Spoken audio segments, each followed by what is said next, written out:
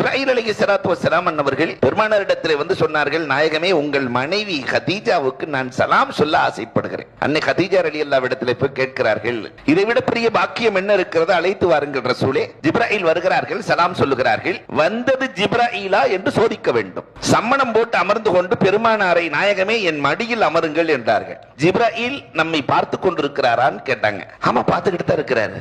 தலைச்சீலையை அகற்றி மூடி தெரிகிற அமைப்பிலே அன்னை கதீஜா ரலியல்லாஹு அமர்கிறார்கள்.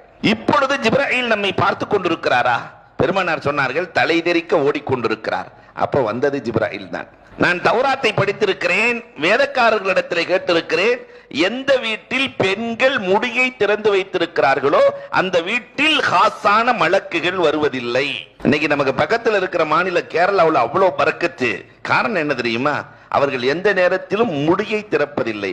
இனி வாழ்நாளில் நாம் முடியை மறைத்து வாழ வேண்டும்.